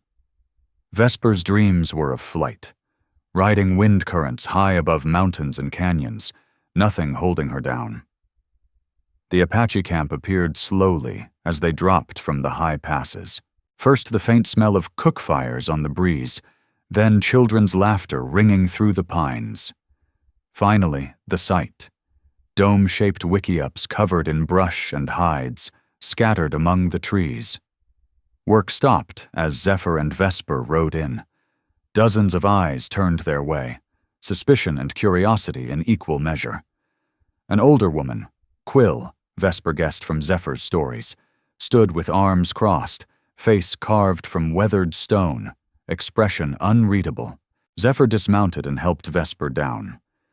He spoke in Apache, voice carrying clear to the gathered crowd. Vesper caught none of the words but heard her own name, Vesper Quill, spoken with pride and quiet challenge. Quill answered sharply. Words flew fast and heated. Other voices joined, some angry, some questioning. Through it all, Zephyr stood steady, hand resting warm at the small of Vesper's back. At last an ancient man stepped from one of the larger wickiups. Hair white as fresh snow, face lined like old leather, but eyes bright and piercing. Silence fell as he approached. He studied Vesper a long moment, then spoke to Zephyr in a voice rough as wind over dry grass. Zephyr answered. The old man's brows rose. Another question. Another answer. Then, unexpectedly, he laughed, a dry, rasping sound that shattered the tension. Others laughed too. Even Quill's stern face cracked into something close to amusement. "What did he say?" Vesper whispered. "He asked why I'd bring the general's daughter here. I told him you chose us over him, which makes you smarter than any soldier." Zephyr's mouth curved. He said anyone who'd leave comfort for hardship is either crazy or blessed, and blessed crazy folks bring good luck. The elder spoke again, gesturing at Vesper with a gnarled hand. "He says you can stay," Zephyr translated, "but you must prove you're worthy. He's placing you under Quill's care. She'll teach you our ways." He squeezed her hand. "Fair warning, she's not gentle." Quill stepped forward, eyes raking Vesper from head to toe with frank appraisal. She said something that made Zephyr wince. "She says you look soft as unbaked dough," he murmured, "and she doubts you'll last a week. She's eager to prove herself right." Vesper straightened her spine, met the older woman's gaze head-on. Then she dipped her head in the respectful gesture Zephyr had taught her. "Thank you for welcoming me into your home." Quill's eyes narrowed, but Vesper thought she glimpsed a flicker of approval. The woman jerked her chin sharply. "Follow." "Go," Zephyr said low. "Show her what you're made of. I'll see you at sunset." Vesper followed Quill to a nearby wickiup, where several women sat working hides in baskets. They looked up as she approached, expressions running from open hostility to guarded curiosity. Quill spoke rapid fire. The women laughed, not cruel, but with the shared amusement of people watching someone step into deep water. Vesper squared her shoulders and stepped forward. The women looked up as Vesper approached, their faces a mix of guarded hostility and open curiosity. Quill barked a few sharp words in Apache. Laughter rippled through the group. Not mean-spirited, but the kind of shared chuckle people let out when someone steps into deep water wearing fancy boots. Then Quill shoved a woven basket into Vesper's hands and jerked her chin toward the trees. "I think she wants me to gather something," Vesper said hesitantly. One of the younger women, barely more than a girl, spoke up in halting English. "Roots for cooking. That plant there." She pointed to a cluster of green leaves pushing through the dirt. "Quill says if you can't find food, you don't eat." It was a test, plain as day. Vesper nodded once and walked into the forest, basket heavy on her arm. She had no clue what she was hunting for, but she'd figure it out. Quitting wasn't on the table. The first weeks hit like a hammer. Vesper quickly learned that sympathy and sweet talk had no place in survival. Apache life demanded constant motion. Gathering, cooking, scraping hides, fixing tools, patching shelters. Every hour brought tasks that blistered her palms and knotted her back into knots. Quill showed no mercy. She demonstrated each skill once, sharp, precise, then expected perfection. When Vesper fumbled, and she fumbled plenty at first, Quill made disgusted clicks in her throat and piled on more work. Scraping hides tore open her soft hands, hands used to needlepoint and piano keys, until they bled in days. Gathering firewood left splinters buried deep in her palms. Cooking over open flames meant constant small burns, all while she wrestled with a language that twisted like river water, no logic she could grab hold of. But Vesper refused to break. She watched the other women like her life depended on it, memorizing every twist of wrist, every stroke of knife. She practiced Apache words under her breath while she worked, earning patient fixes from the younger ones and derisive snorts from Quill. When her hands bled, she wrapped them in rags and kept going. When her back screamed, she gritted her teeth and ignored it. Zephyr saw her struggle, but couldn't step in. Helping would only undermine her in the eyes of the band. All he could do was hold her at night in the small wickiup he'd built for them at the camp's edge. "You don't have to prove anything," he murmured one night, thumb brushing fresh blisters on her palm. "Yes, I do." Her voice came out hoarse with exhaustion. "Not to you, to them, to myself.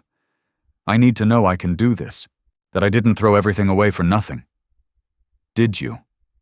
His fingers traced her cheek. "Throw it away?" Vesper thought of the endless labor, the suspicious stares, the daily fight to understand and be understood.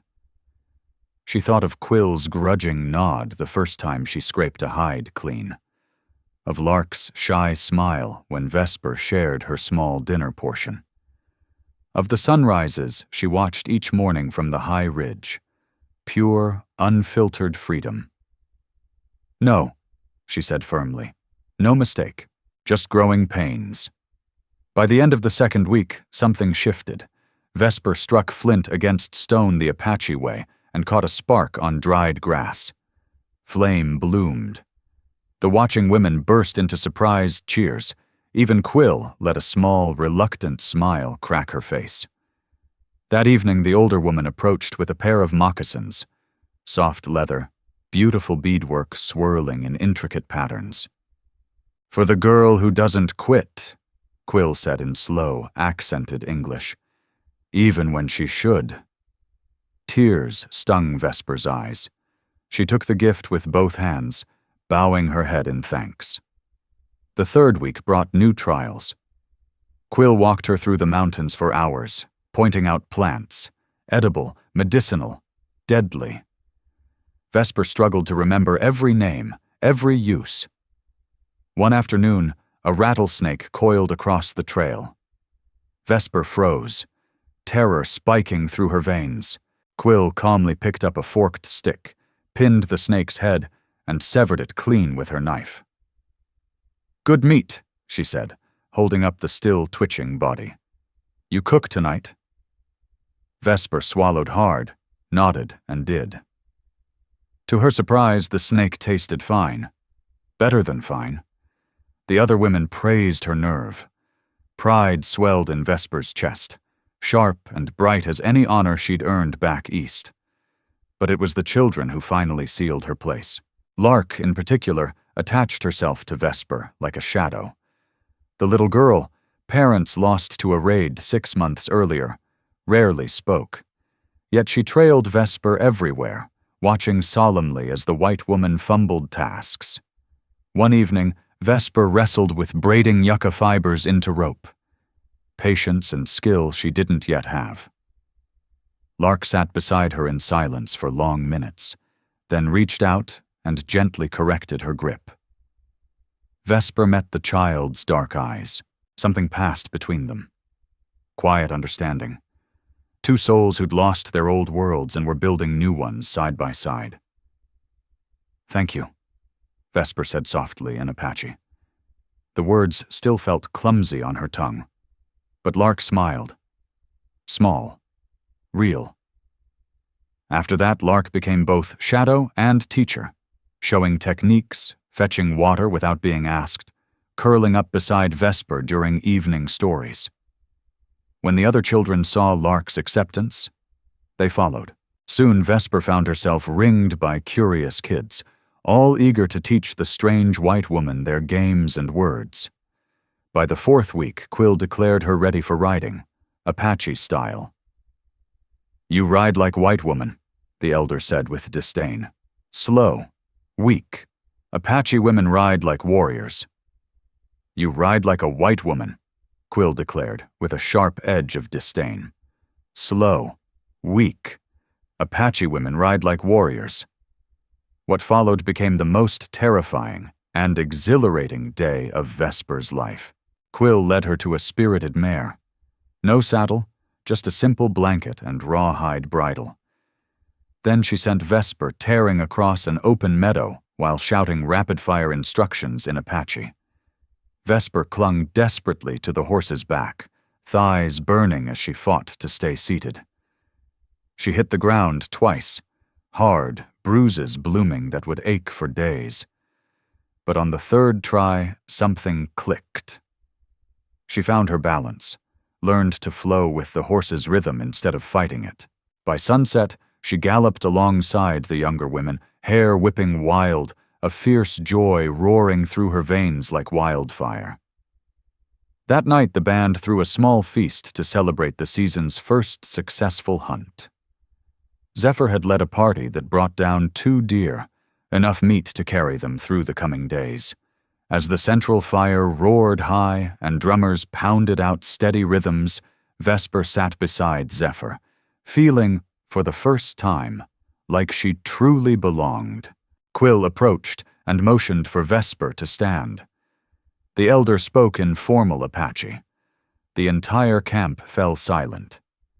"She's asking if you're ready," Zephyr translated softly. "Ready to be bound to me. Ready to take your place as one of us."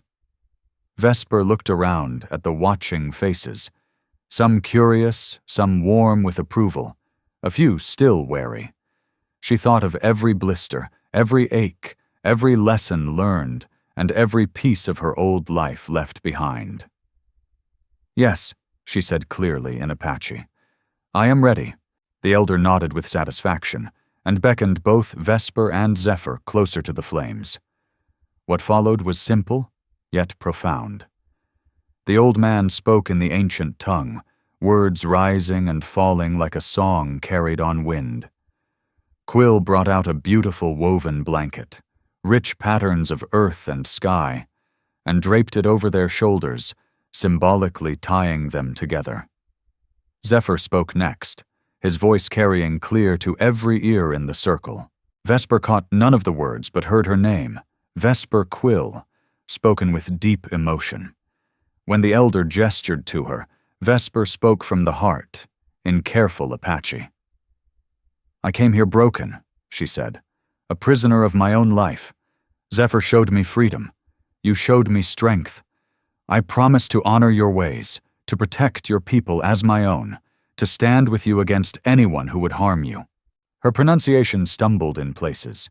A few gentle smiles flickered at the edges of the crowd, but no one mocked. Silence fell. Then, from somewhere in the gathering, a woman began to sing.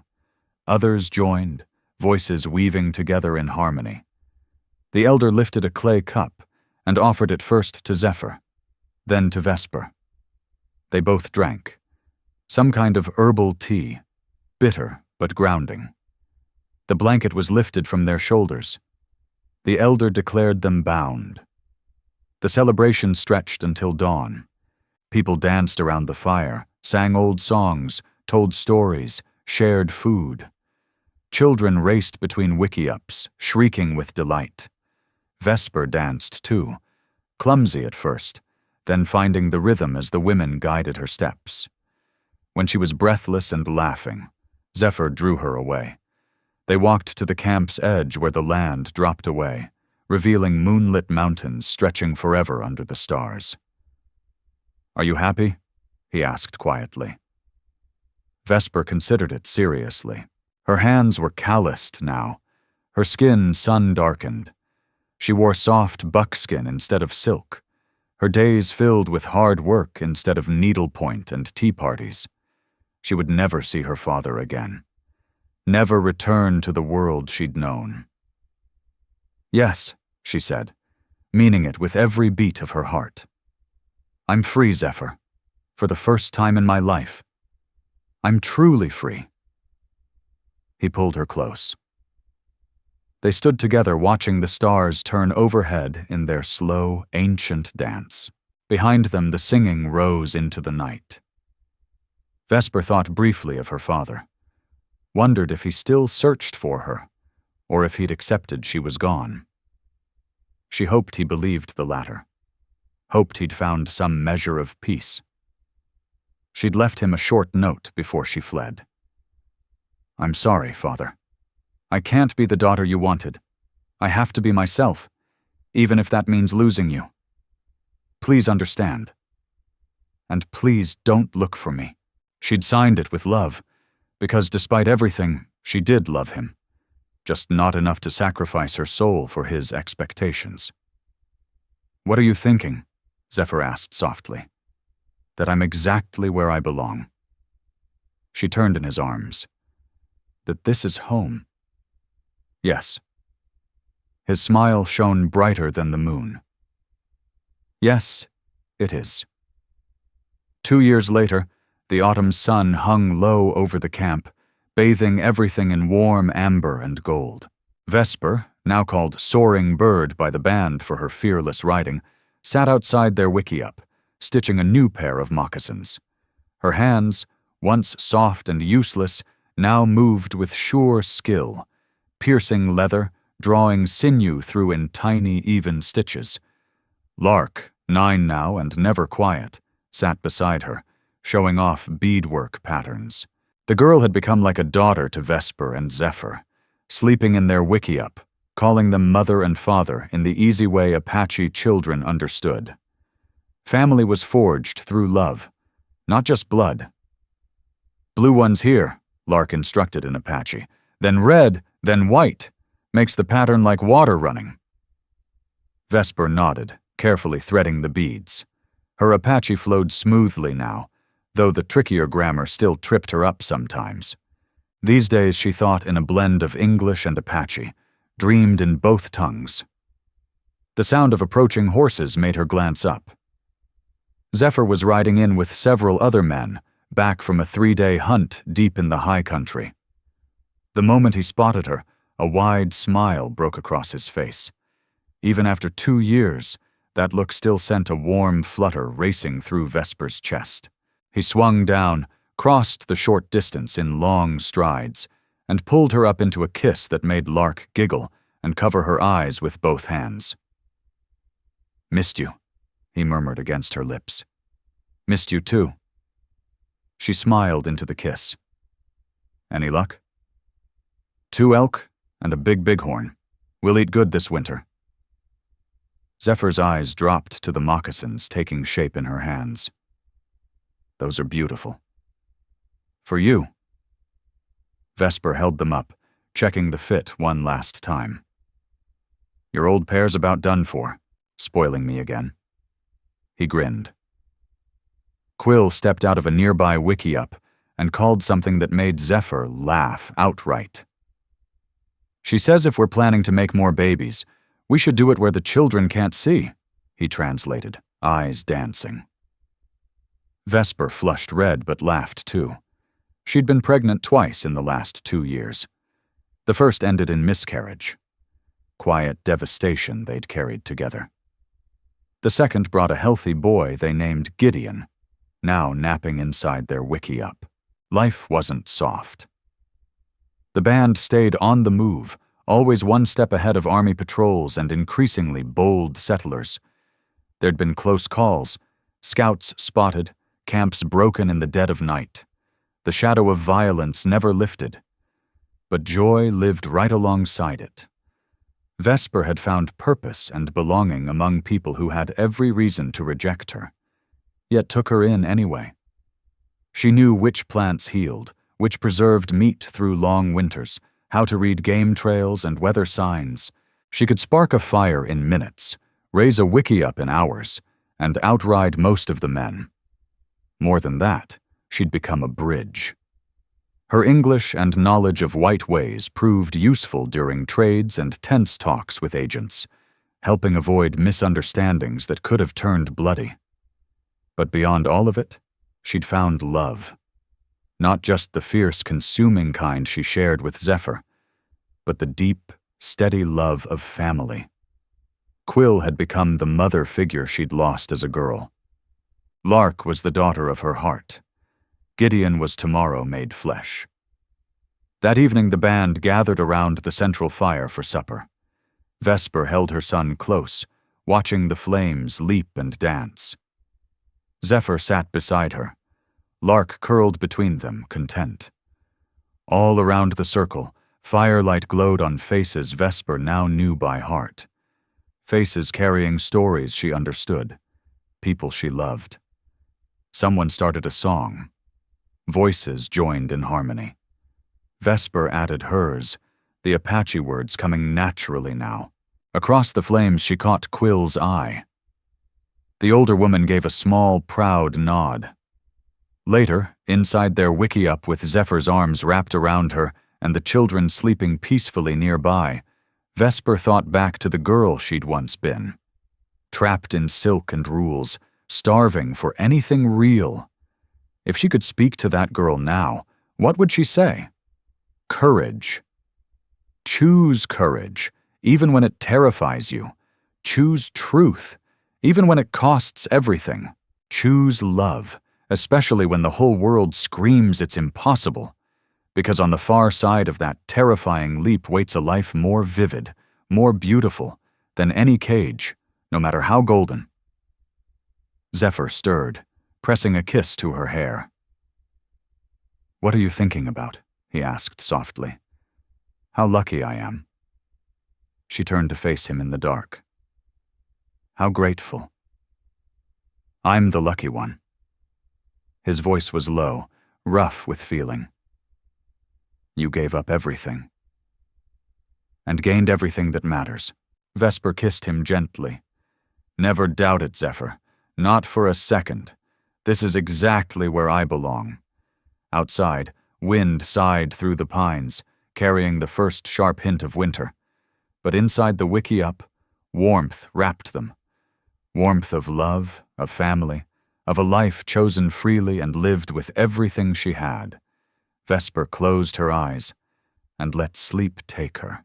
Her last waking thought was a quiet prayer of thanks to whatever force had led her to a hidden waterfall, and a man who'd shown her what freedom truly meant.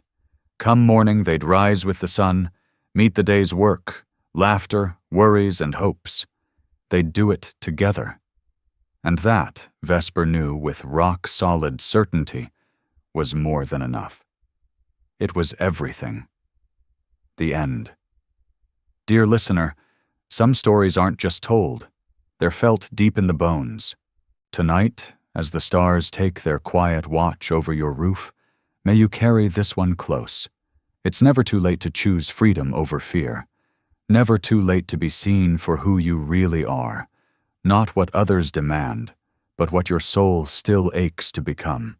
Vesper found love not in comfort, but in courage. And you, dear heart, who's walked through loss, through love, through quiet victories no one ever applauded, you're already the hero of 1,000 unwritten stories.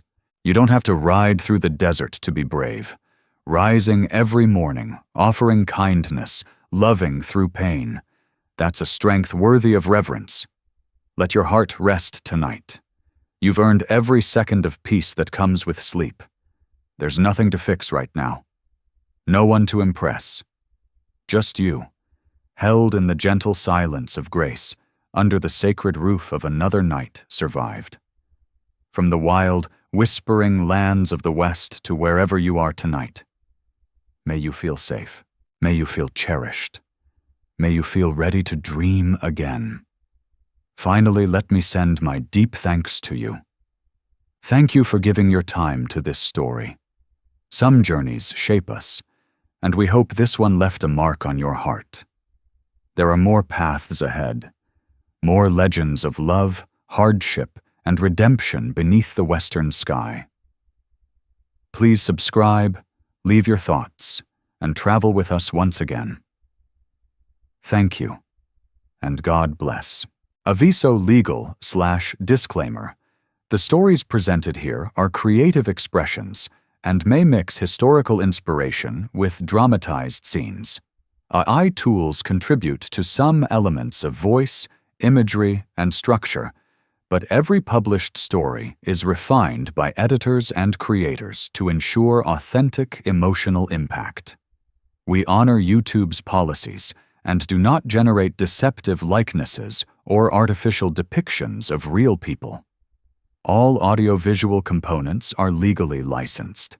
Any use, redistribution, or alteration of this content must be granted through written consent. Your presence here means a lot. Thank you for supporting artistic storytelling.